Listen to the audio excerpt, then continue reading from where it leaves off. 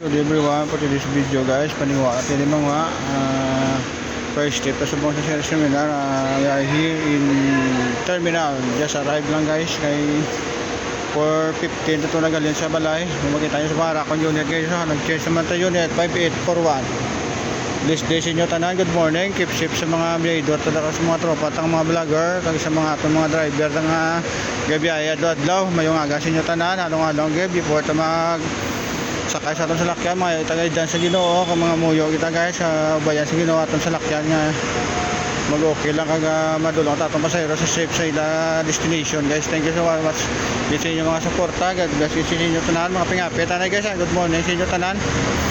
Aga pa ako nag-abot sa Bacolod 5:30 so po nag-abot lang ito. Walang ikutugan, nag-abot sa Bacolod first trip ang calling from Hinigaran to Bacolod. Sa mga biyaydo na karama balik ko sa Bong mga 1 o'clock later, batayin nyo lang ko na sa Hinigaran going to Bacolod naman back to third trip kami guys. Okay guys, good morning sa inyo tananda. Sa mga pamilya relative, shout out sa mga followers, viewers ko nga abang-abang sa mga vlog. Thank you so much sa mga support. Please like, follow and share guys. Kaping-apit guys, hari giso inong tagatas. Subong guys, medyo taway subong ang kwan sitwasyon sa Bacolod terminal, medyo aga pa subong. Napalos ang kwan sa